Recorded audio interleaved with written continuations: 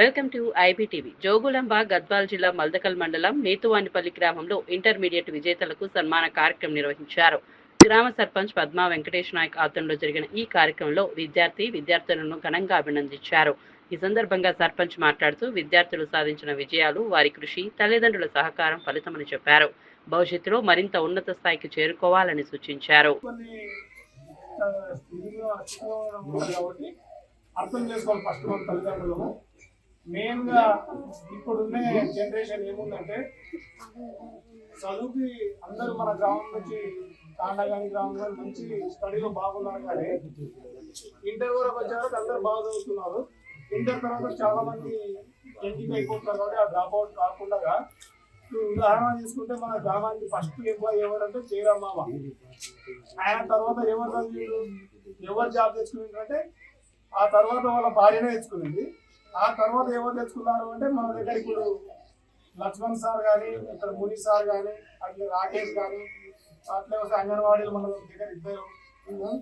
ఇలాగా కష్టపడి లాస్ట్ ఏమైంది మన చంద్రమామ కొడుకు శంకర్, అట్లే రమేష్, వీళ్ళందరూ మంచి మంచి స్థాయికి వెళ్ళిపోయిందంటే రమేష్కి అయితే చాలా ఘోరంగా. రమేష్ మాతో పాటు స్టూడెంట్, నేను ఎప్పటికీ పోతే అక్కడ కబడ్డీ ఆడుకుంటా వాగులో ఆడుతుంటుంది. కానీ ఆయనకు అన్నదమ్ములు అందరూ ఉన్నా కూడా ఎవరే ఉంటారు కాబట్టి ఆయనకు సహకరించకుండా అట్లే మన శంకర్బాబు ఎప్పుడంటే 2000 సంవత్సరం నుండి డీలర్గా ఉన్నాడు.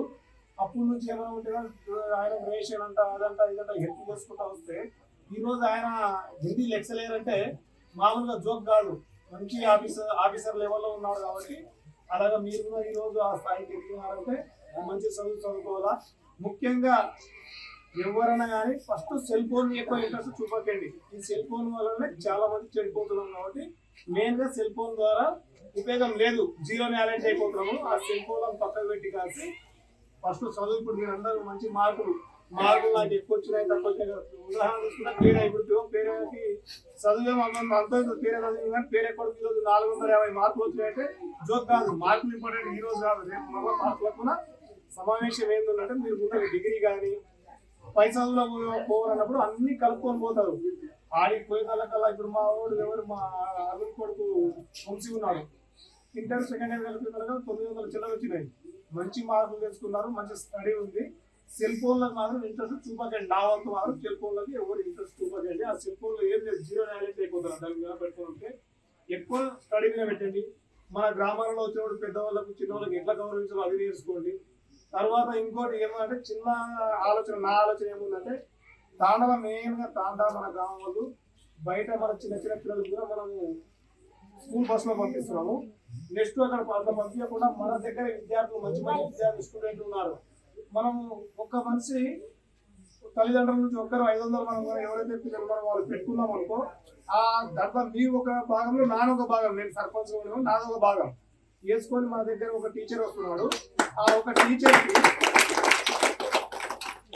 మనం ఇంకో విద్యా వాలంటీర్ ఇచ్చినామనుకో, మన పిల్లలు అక్కడ 2-3 గంటలు జర్నీ చేసేవాళ్ళు ఇక్కడనే మన స్కూల్లో 1 గంట టైం కేటాయించి చెప్తే మన పిల్లలు అందరూ మంచి మెచ్యూరిటీ ఉంది. మన తల్లిదండ్రులు అక్కడ 20,000 30,000 కూడా 20,000 పెట్టే బదులు 10 నెలలకు కలుపుకుంటే 5,000 బాగుంది 5,000 అవుతుంది. ఆ 5,000తో పోలిస్తే అక్కడ 30,000 చాలా తక్కువ ఇదా. కాబట్టి ఇలాగనే చేసి మన గ్రామానికి మనం అందరం ఒకరికొకరు చేతిలో కలుపుకొని డెవలప్ చేసుకోవాలా.